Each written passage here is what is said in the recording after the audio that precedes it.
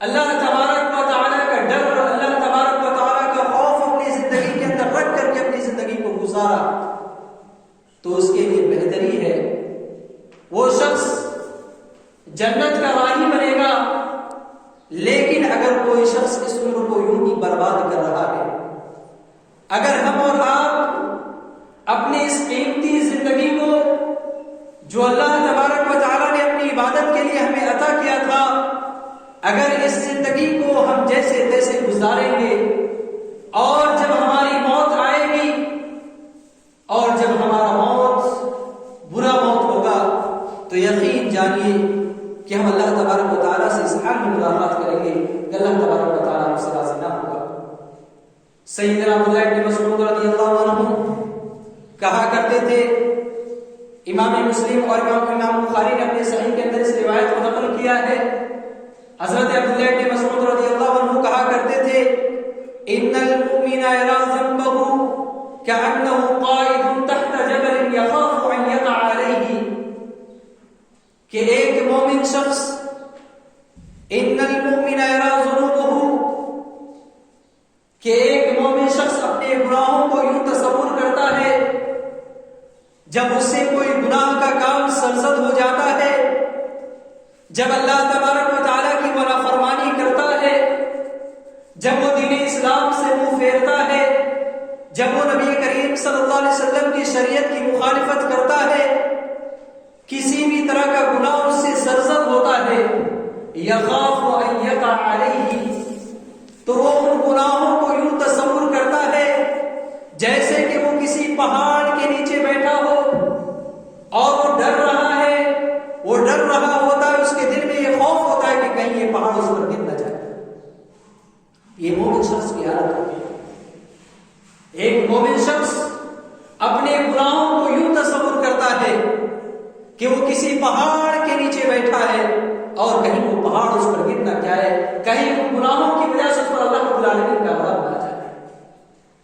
سامعین، اور ہم اور آپ آج ہماری اکثریت گناہ صغیرہ، چھوٹے چھوٹے گناہوں پر اتنی زیادہ مصر ہو چکی ہے، ہر گناہ، ہم گناہ صغیرہ کے اتنے عادی ہو چکے ہیں، ہماری زندگیوں کے اندر چھوٹی چھوٹی گناہوں نے اس طرح پناہ لے لی ہے کہ اللہ کی پناہ ان چھوٹی چھوٹی گناہوں کی وجہ سے آج ہم اور آپ گناہ کبیرہ تک پہنچ جاتے ہیں۔ ذرا سوچئے، سیدنا انس بن مالک رضی اللہ عنہ کہا کرتے تھے، جب ان چھوٹی چھوٹی گناہوں پر لوگوں کو دیکھتے تھے کہ وہ ان چھوٹی چھوٹی گناہوں پر ملوث نظر آ رہے ہیں، تو وہ اپنے دور میں کہا کرتے تھے کہ اس گناہ کو ہم نبی کریم صلی اللہ علیہ وسلم کے دور میں مہلک گناہوں میں شمار کیا کرتے تھے۔ ان گناہوں کو جو تم بال سے بھی زیادہ باریک جسے تم سمجھتے ہو، بال سے بھی زیادہ باریک، انہی گناہوں کو ہم نبی کریم صلی اللہ علیہ وسلم کی ان گناہوں میں شمار کیا کرتے تھے کہ کہیں یہ گناہ ہمیں ہلاک و برباد نہ کر دے۔ آج ہم اور آپ اپنے نفس کا جائزہ لے کر کے دیکھیں، آج کا ہم میں کا ہر آدمی گناہوں کے اندر اس طرح ڈوبا ہوا ہے، ہم میں کا ہر آدمی گناہوں کا اتنا دلدادہ ہو چکا ہے، ہم میں کا ہر شخص کے دلوں میں گناہوں نے ایسی جگہ بنا لی ہے کہ ہم اپنے انجام سے بے پرواہ ہو چکے ہیں۔ ہمیں پرواہ ہی نہیں، ہمیں خبر ہی نہیں، ہمیں معلوم ہی نہیں کہ آیا ہمارا انجام اچھا ہونے والا ہے یا ہمارا انجام برا ہونے والا ہے۔ محترم سامعین کرام، ہر جمعہ کے دن خطبہ مسنونہ کے بعد سورۃ آل عمران کی آیت نمبر 110 کی تلاوت کی جاتی ہے۔ اللہ تبارک و تعالی کیا فرماتا ہے؟ یا ایھا الذین آمنوا اتقوا اللہ حق تقاتہ ولا تموتن الا وانتم مسلمون، کہ اے مومنوں، اے مسلمانوں، یا ایھا الذین آمنوا اتقوا اللہ، کہ تم اللہ رب العالمین سے ڈرو، اللہ رب العالمین کا خوف کھاؤ۔ یا ایھا الذین آمنوا اتقوا اللہ حق تقاتہ، جیسا کہ اس سے ڈرنے کا حق ہے، ولا تموتن الا وانتم مسلمون، اللہ تبارک و تعالی نے فرمایا کہ تمہاری موت ہرگز ایسی نہ ہو کہ جب تم مر رہے ہو، ولا تموتن الا وانتم مسلمون، مرو تو اس حال میں مرو کہ تم مسلمان ہو کر مر رہے ہو۔ اسی طرح سورۃ الحجر کے اندر آیت نمبر 99 کے اندر اللہ تبارک و تعالی کیا فرماتا ہے؟ وَاعْبُدْ رَبَّكَ حَتَّى يَأْتِيَكَ الْيَقِينُ، کہ انسانوں کو چاہیے کہ اللہ تبارک و تعالیٰ کی عبادت کرتے رہے یہاں تک اس کی موت آ جائے۔ ان دونوں آیت کے اندر اللہ تبارک و تعالیٰ نے اللہ کا تقوی اختیار کرنے کا حکم دیا ہے، اللہ کا ڈر اور اللہ کا خوف اپنے دلوں کے اندر اللہ تبارک و تعالیٰ نے جاگزی کرنے کا حکم دیا ہے۔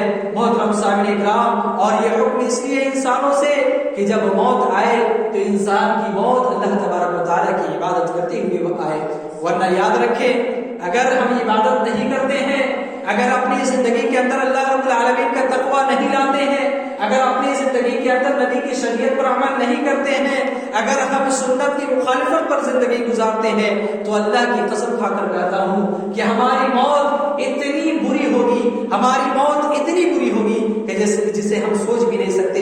آئیے میں آپ کو ایک حدیث سناتا ہوں، صحیح مسلم کی حدیث ہے، حدیث کے راوی حضرت ابو ہریرہ رضی اللہ عنہ ہیں۔ وہ کہتے ہیں کہ نبی کریم صلی اللہ علیہ وسلم نے ارشاد فرمایا، ان الرجل ليعمل الذين الزمن الطويل يعمل اهل الجنة ثم يختم له باهل النار۔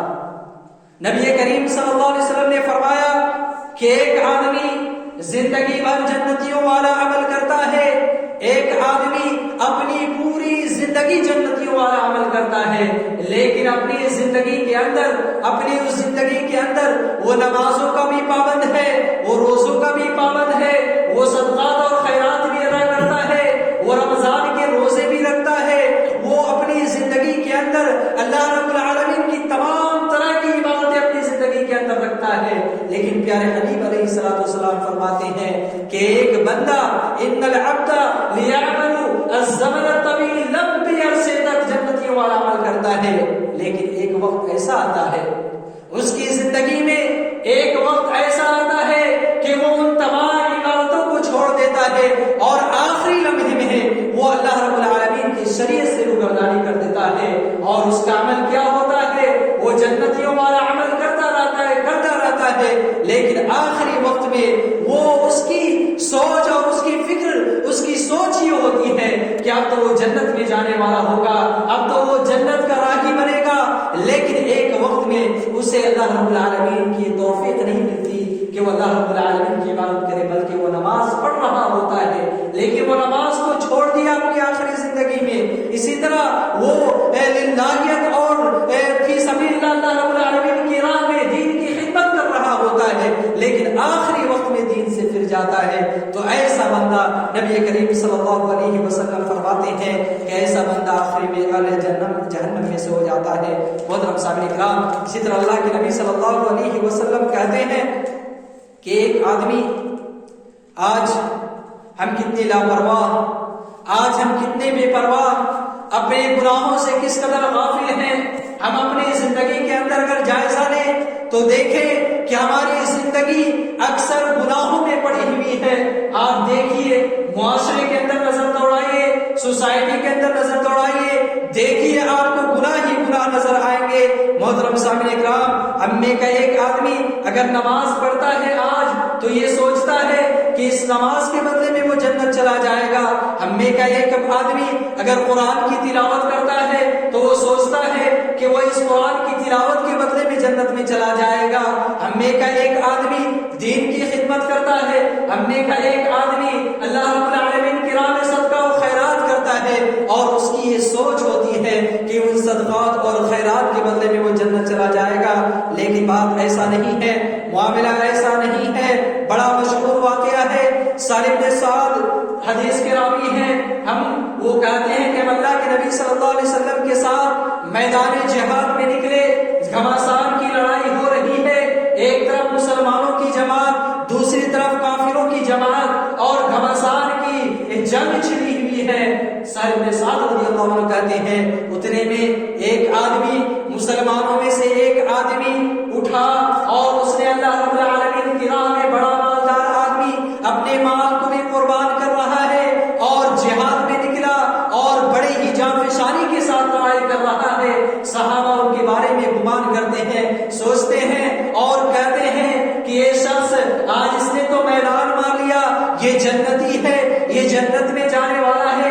اللہ کے نبی صلی اللہ علیہ وسلم صحابہ کی کی بات کو سنتے ہیں اور کہتے ہیں من احب ان ينظر الى اهل النار، نبی کریم صلی اللہ علیہ وسلم کہتے ہیں کہ من احب ان ينظر الى الرجل من اهل النار فلينظر الى هذا.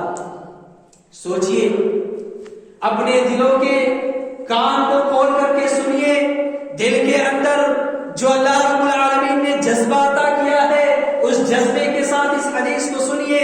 اگر ہمارا عمل ایسا ہی رہا کہ ہم 5 وقتہ نمازی نہ بنے، بلکہ جب آیا مرضی میں آیا اپنی نماز پڑھ لیے، یوں ہی جیسے تیسے زندگی گزارے، پڑوسی ہم سے خوش نہیں، ہمارے تعلقات اچھے نہیں، اور ہم سوچیں کہ ہم نماز پڑھ لیں، ہم روزے رکھ لیں، ہم قرآن کی تلاوت کر لیں، اس کے بدلے اللہ رب العالمین ہمیں جنت عطا کر دے گا. نہیں، اس حدیث کو دھیان سے سنیے. ایک ایسا شخص، مالدار شخص، جس نے اپنی پوری زندگی اپنے پورے مال کو لٹا دیا اور بڑی جانفشانی کے ساتھ اللہ رب العالمین کی راہ میں جہاد فی سبیل اللہ میں جنگ لڑ رہا ہے، صفے کی صفے الٹ دے رہا ہے. صحابہ یہ گمان کرتے ہیں، یہ سوچتے ہیں کہ یہ شخص جنت میں جانے والا ہے. اللہ کے نبی صحابہ کی باتوں کو سنتے ہیں اور کہتے ہیں کہ من احب ان ينظر الى رجل من اهل النار، جس شخص کو جہنمی میں سے کسی جہنمی کو دیکھنا ہے، آدمی میں سے کسی جہنمی شخص کو دیکھنا ہے، تو چاہیے کہ اس شخص کو دیکھ لے. سوچئے، میدان جہاد میں نکلا ہے، جہاد میں، اور کافروں کی صفے الٹ دے رہا ہے. اس کے بارے میں اللہ کے نبی صلی اللہ علیہ وسلم کیا کہہ رہے ہیں؟ اس کے بارے میں اللہ کے نبی صلی اللہ علیہ وسلم کہہ رہے ہیں کہ اگر کسی شخص کو، اگر دنیا میں کوئی شخص کسی جہنمی شخص کو دیکھنا چاہتا ہے، فَلْيَنْظُرْ إِلَىٰ هَٰذَا، تو اس شخص کی طرف دیکھ لے. اس کے بعد اللہ کے نبی صلی اللہ علیہ وسلم کہتے ہیں ان العبد ليعمل عمل اهل النار وانه من اهل الجنہ، کہ ایک بندہ ایسا ہوتا ہے جو اپنی پوری زندگی عمل کرتا ہے اور اچھے عمل کرتا ہے، لیکن در حقیقت وہ جہنمیوں میں سے ہوتا ہے. جب صحابہ نے ان باتوں کو سنا، نبی کریم صلی اللہ علیہ وسلم کی اس بات کو سنا، تو صحابہ میں سے ایک صحابی اس شخص کے پیچھے چلے کہ آخر دیکھیں یہ شخص کیا کرنے والا ہے. نبی کی ذات نے اپنی زبان سے کہا ہے کہ یہ شخص جہنم میں جانے والا ہے. وہ شخص اس کے پیچھے جاتے ہیں اور دیکھتے ہیں کہ وہ شخص ایک بہت بڑا زخم اس کو لگتا ہے جنگ کی حالت میں، وہ زخم کی تاب نہ لا سکتا ہے اور اپنی نیزے کو زمین پر گاڑ دیتا ہے اور اپنے جسم کو اس پر دے مارتا ہے، یعنی خودکشی کر لیتا ہے. وہ صحابی اللہ کے نبی کے پاس دوڑ کر کے جاتے ہیں اور کہتے ہیں واللہ اللہ کے نبی، اللہ کی قسم آپ سچے ہیں، آپ سچے نبی ہیں. اس شخص نے خودکشی کر لی ہے. اس کے بعد اللہ کے نبی صلی اللہ علیہ وسلم کہتے ہیں کہ ایک بندہ جو ہے اپنی پوری زندگی جنتیوں والا عمل کرتا ہے، لیکن در حقیقت وہ جہنمیوں میں سے ہوتا ہے، اور ایک بندہ جہنمی والا عمل کرتا ہے لیکن در حقیقت وہ جنتیوں میں سے ہوتا ہے. اس کے بعد اللہ کے نبی صلی اللہ علیہ وسلم کہتے ہیں انما الاعمال بالخواتیم. اے میرے صحابہ، اے اہل اسلام، اے میرے صحابہ، یہ یاد رکھو انما الاعمال بالخواتیم، اعمال کا دار و مدار خاتمے پر ہے، اعمال کا دار و مدار خاتمے پر ہے. اے میرے صحابہ، یاد رکھنا کہ اصل انسان کا اس کا خاتمہ ہے. پوری زندگی نمازیں پڑھا لیکن موت کے وقت اس نے نمازیں چھوڑ دی. پوری زندگی وہ دین کی خدمت کرتا رہا لیکن موت کے وقت اس نے اپنی زندگی میں اس نے دین سے پھر گیا. موت کے وقت وہ نمازیں نہ پڑھا. موت کے وقت جب موت اس کا قریب آیا تو جو دین کی خدمت کیا کرتا تھا اس سے پھر دیا. اس کا انجام کیا ہوا؟ انجام یہ ہوتا ہے کہ بندہ اپنی پوری زندگی اچھا عمل کرتا ہے لیکن اچھا عمل کرنے کی بنیاد پر اسے جنت نہیں ملتا، بلکہ آخری وقت میں جب اس کا خاتمہ ہوتا ہے تو اللہ رب العالمین کی شریعت سے روگردانی کر رہا ہوتا ہے. محترم صاحب اکرام، تو ہمیں چاہیے کہ ہم اپنی زندگی میں اچھے اعمال کو لائیں. اور میں اس خطبے میں جس خاتمے کی بات کر رہا ہوں وہ سوء خاتمہ ہے، وہ برا خاتمہ ہے. انسان کی موت اگر برے خاتمے پر ہو جائے، انسان اللہ تبارک و تعالیٰ سے اس حال میں ملاقات کرے کہ اللہ رب العالمین اس سے راضی نہ ہو، اللہ رب العالمین کے پاس بندہ وہ عمل لے کر کے جائے کہ اللہ رب العالمین اس بندے کو اس عمل کو قبول نہ کرے، یہ سوء خاتمہ ہے، یہ برا خاتمہ ہے. یہ اچھی موت نہیں ہے بلکہ یہ برا انجام ہے۔ محترم سامعین کرام، ہمیں چاہیے کہ ہم اس برے انجام سے بچیں۔ یہ سوئے محترم سامعین کرام ذرا غور کریں کہ ہم کیا عمل کر رہے ہیں، ہم اپنی زندگی کے اندر کیا عمل کر رہے ہیں۔ کیا آج ہم شرک اور بدعات میں پڑے ہوئے ہیں؟ کیا آج ہمارے معاشرے کے اندر زناکاری عام نہیں؟ کیا آج ہمارے نوجوان شرکیات اور بدعات میں نہیں پڑے ہوئے ہیں؟ کیا آج ہمارے نوجوان اکثر نوجوانوں کی اکثریت شراب کی عادی نہیں ہے؟ کیا آج نوجوانوں کی اکثریت بے نمازی نہیں ہے؟ کیا آج نوجوانوں کی اکثریت عشقیات میں نہیں پڑے ہوئے ہیں؟ آج ہماری زندگی کا یہ حال ہے، آج ہماری زندگی کا حال ایسا ہے کہ آج ہمارے معاشرے کے اندر گناہ ہی گناہ ہے۔ کیا اب بھی ہم اللہ رب العالمین سے خاتمہ بالخیر کی امید کر سکتے ہیں؟ ذرا اپنی زندگی کا جائزہ لیجیے، ذرا اپنی زندگی کا جائزہ لیجیے کہ ہم کون سا عمل کر رہے ہیں، ہم کیسا عمل کر رہے ہیں۔ ہم اپنی زندگی میں شرکیات میں پڑے ہوئے ہیں، ہماری زندگی بدعات میں پڑی ہوئی ہے۔ آج ہمارے نوجوان شراب کی عادی ہو چکی ہیں، آج ہمارے نوجوان والدین کی نافرمان بن چکی اکثریت نوجوانوں کی۔ کیا آج اب بھی ہم اللہ رب العالمین سے خاتمہ بالخیر کی امید کریں؟ آج ہمارے معاشرے کے اندر بے پردگی عام ہے، آج ماں بہنوں میں بے پردگی عام ہے، چغلخوری عام ہے۔ کیا اب بھی ہم اللہ تبارک و تعالیٰ سے خاتمہ بالخیر کی امید کریں؟ کیا اب بھی ہم اللہ تبارک و تعالیٰ سے خاتمہ بالخیر کی امید کریں کہ اللہ رب العالمین ہماری موت اس حال میں دے گا کہ اللہ رب العالمین ہم سے خوش ہوگا؟ ذرا سوچیے، ذرا غور کیجیے، اپنی زندگی کو ٹٹولیے، اپنے نفس کا جائزہ لیجیے کہ آج ہمارا نفس، ہم خود کتنے گناہوں میں گھرے ہوئے ہیں۔ محترم سامعین کا آج ہمارا حال بھی ہو چکا ہے۔ ذرا غور کیجیے، آپ مسلم معاشرے کے اندر نظر دوڑائیے، دیکھیے شادیوں کے اندر کیا ہے۔ شادیوں کے اندر بدعات اور رسم و رواج کے نام پر آج اکثر مسلمان گناہوں میں ملوث نظر آ رہے ہیں۔ کیا ابھی ہم اللہ تبارک و تعالیٰ سے خاتمہ بالخیر کی امید کریں؟ ضرورت اس بات کی ہے، ضرورت اس بات کی ہے کہ اللہ تبارک و تعالیٰ نے جو ہمیں یہ زندگی دی ہے، یہ بڑی قیمتی دولت ہے۔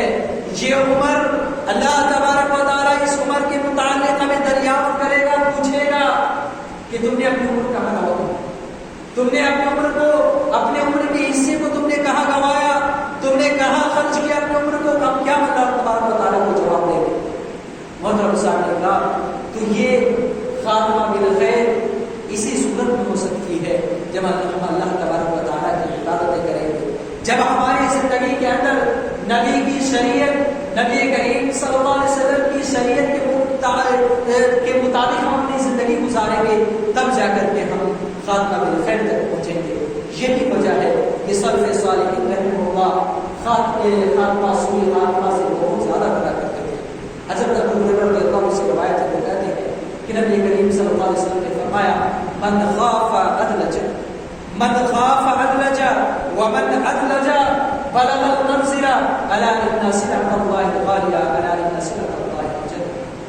حضرت ابو ہریرہ رضی اللہ عنہ کہتے ہیں کہ نبی کریم صلی اللہ علیہ وسلم نے فرمایا جو ڈر گیا، من خاف جو ڈر گیا، جس نے اپنی زندگی اللہ تبارک و تعالیٰ کے بتائے ہوئے طریقے کے مطابق گزارا، جس نے اپنی زندگی نبی کی سنتوں کے مطابق گزارا، من خاف ادلجا، وہ چلا، وہ چل دیا کس چیز کی طرف؟ حتی بلغ المنزل، یہاں تک کہ وہ جنت تک پہنچ گیا۔ اور اللہ کے نبی نے کہا الا ان سلعة الله غالیہ، کہ لوگوں سنو، اللہ رب العالمین کا جو سامان ہے نا وہ بڑا ہی مہنگا ہے، بڑا ہی مہنگا ہے، بڑا ہی قیمتی ہے۔ الا ان سلعة الله الجنہ، اور سن لو کہ اللہ تبارک و تعالی کا وہ قیمتی سامان جنت ہے۔ تو جنت ہمیں اسی صورت میں مل سکتی ہے، ہمارا خاتمہ بالخیر اسی صورت میں ہو سکتا ہے جب ہم اپنی زندگی کے اندر نبی کی شریعت کو لائیں گے، جب ہم اپنی زندگی کے اندر اللہ رب العالمین کا خوف اور ڈر کو رکھیں گے۔ صحابہ میں سے ایک صحابی کا موت کا وقت قریب آیا تو وہ بہت زیادہ رونے لگے۔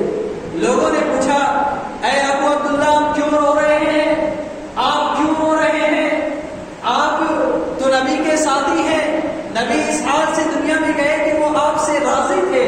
وہ کہتے ہیں کہ نہیں، میں نے اللہ کے نبی صلی اللہ علیہ وسلم کو سنا تھا ان اللہ قبض قبضتین، کہ اللہ تبارک و تعالی نے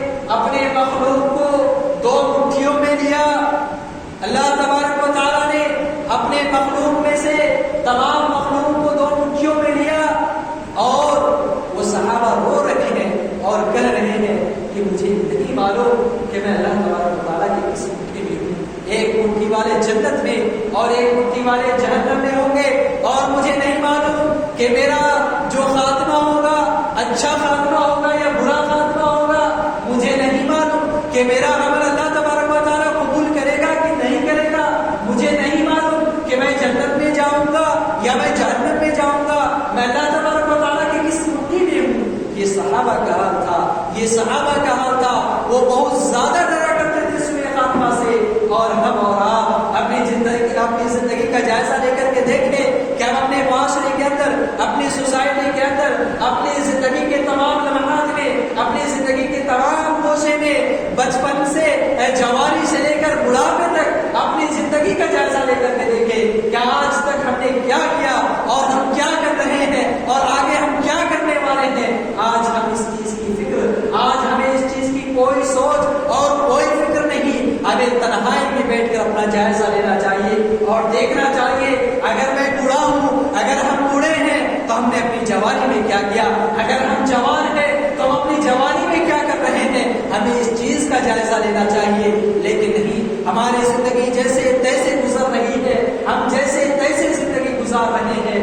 یاد رکھیے اگر ہمارا حال ایسا ہی رہا, اگر ہماری زندگی ایسی ہی چلتی رہی, ہماری زندگی کے اندر نماز نہیں, ہماری زندگی کے اندر روزے نہیں, ہماری زندگی کے اندر حقوق اللہ ہے لیکن حقوق العباد نہیں, اگر ہماری زندگی کے اندر حقوق العباد ہے لیکن حقوق اللہ نہیں, اگر ہماری زندگی کے اندر ایمان ہے لیکن عمل صالح نہیں, اگر ہماری زندگی کے اندر عمل صالح ہے لیکن ایمان نہیں, تو یاد رکھیے اگر ہمارا حال ایسا ہی رہا, اگر ہم ایسی ہی زندگی گزارتے رہے تو یقین جانیے کہ ہماری موت جو ہوگی وہ سوء خاتمہ ہوگی, بری موت ہوگی.